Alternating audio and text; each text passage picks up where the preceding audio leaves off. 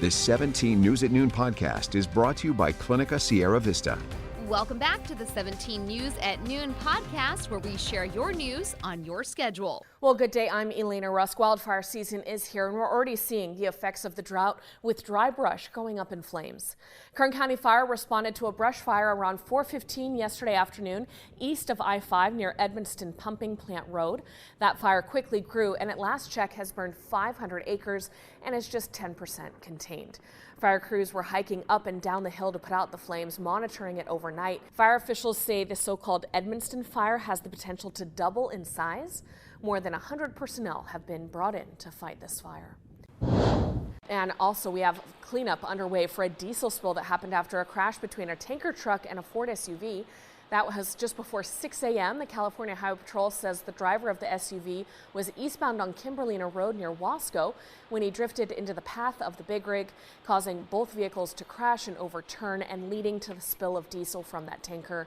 The SUV driver hospitalized with major injuries, while injuries to the tanker driver were minor. It is unknown if drugs or alcohol played a role in this accident, and cleanup is not known to be completed just yet. Well, summer hasn't even begun yet, and already 3 children have drowned this year in Kern County. This morning, the coroner announced the toddler that died the day before Easter. 2-year-old Liliana Lisette Ortiz was found unresponsive in a backyard swimming pool back on April 16th. It happened on Lansdowne Street off Weibel and Hosking Roads in southwest Bakersfield. The coroner says Ortiz was rushed to the hospital where she was pronounced dead. Her death being ruled an accident, but a 5-year-old drowned in a northwest pool last weekend, and a 9-year-old died in the Kern River in early April. So since May is Water Safety Month, Kern Public Health advocates want parents and caregivers to know about their Water Watchers program and basic water safety tips. Kern County Water Watchers report more than 80% of local child drowning incidents took place due to lack of supervision. Here are some tips to keep your kids safe. Keep pool gates locked at all times when not supervising the water. Always keep an eye on kids even if they know how to swim, and designate an adult water watcher who avoids all distractions like cell phones and alcohol, and rotate that person out every 10 minutes to stay alert and vigilant. Finally, learn how to perform CPR. In other tragic news, a 1-year-old has died after being found in a hot car outside a Tennessee daycare. Memphis police haven't released much information as they investigate, but it's a scary reminder that even with temperatures in the 80s, warm weather can quickly become deadly. According to the National Highway Traffic Safety Administration, children dying from vehicular heat stroke in cars has increased in recent years. And you may be asking yourself, how does this happen? Well, most cases are tragic accidents, especially as a parent or caregiver changes up a daily routine unexpectedly. So what can you do? The NHTSA recommends these tips. Get in the habit of always looking inside your car before locking the doors. Remember, park, look, lock. The second leading cause of vehicular heat stroke is children getting into unattended vehicles, so always lock your cars and trunk. Never leave a child alone in a parked car, even with the windows rolled down or the air conditioning on. If you see a child alone in a vehicle, make sure that child is okay and responsive. If not, call 911 immediately. If the child is not responsive and appears to be in distress, attempt to get into the car to help that child, even if that means breaking a window. California has a Good Samaritan law that protects people from lawsuits for getting involved to help someone in an emergency. Now to education news. CSUB graduates will be walking the stage beginning tonight. CSUB spring commencement ceremonies taking place over the weekend, with spring and fall graduates combined to walk the stage together. It all starts tonight at the CSUB soccer field as graduate students from all 4 schools will commence at 6:30. Tomorrow the soccer field sees undergrads from each school earning their degrees.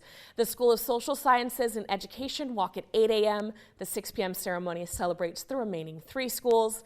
Now this is a ticketed event. It's not open to the public, but you can still watch your favorite grads walk as the ceremonies will be live streamed on CSUB's website.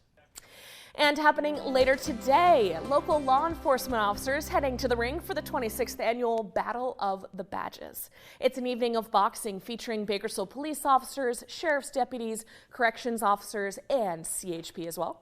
All proceeds here benefit the Bakersfield Police Activities League, which provides educational and athletic after-school activities to at-risk youth. This event begins tonight at 7 at the Kern County Fairgrounds, and tickets are still available. Just grab those online at bakersfieldpal.org. And happening tomorrow, in honor of National Police Week, the annual Boots and Brew Country Music Festival returns in person tomorrow night. The event is put on by the family of late BPD officer David Nelson in his memory.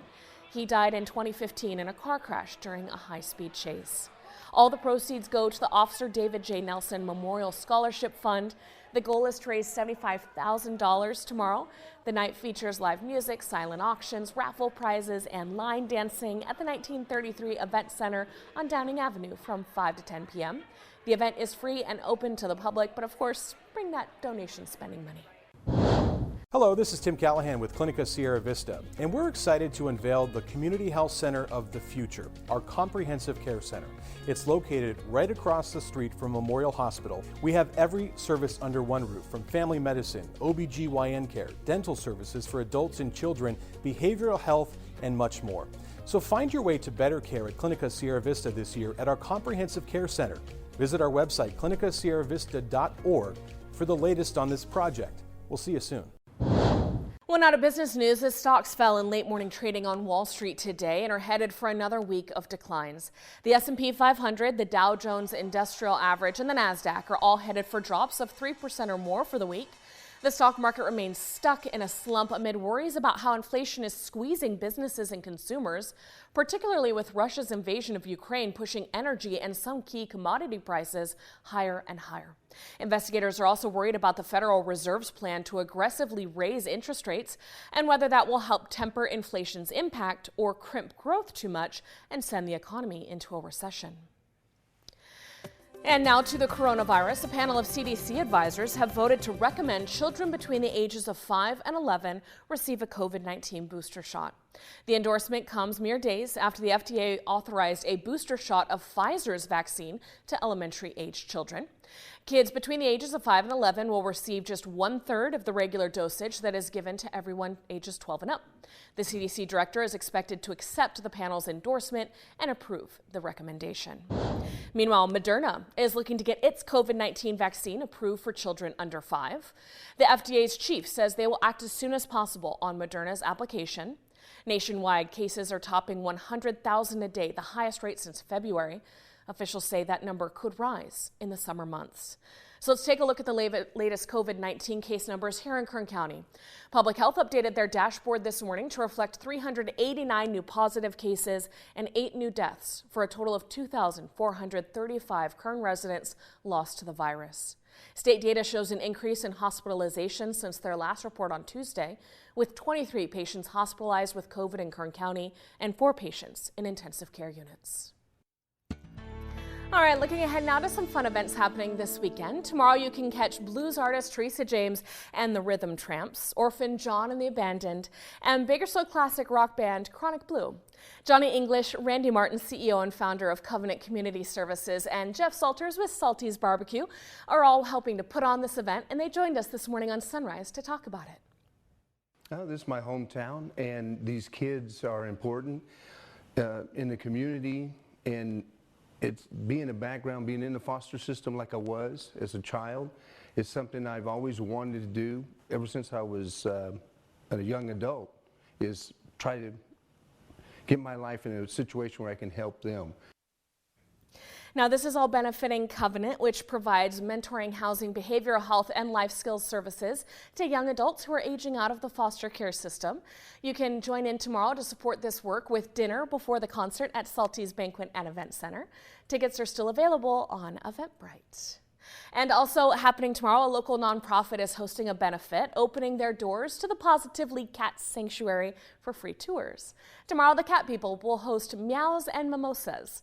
Vendors will be on hand, plus there will be raffle tickets and, of course, mimosas. We basically want to try to educate the public about proper or being responsible pet owners, and we help people spay and neuter their cats. Okay. And we manage a large colony working with the county. I won't name the area, but we take care of many, many cats and have over 100 at our sanctuary. Oh, wow. So Meows and Mimosas happening 11 a.m. to 2 p.m. at Positively Cat Sanctuary. That's on East Drive in Northwest Bakersfield.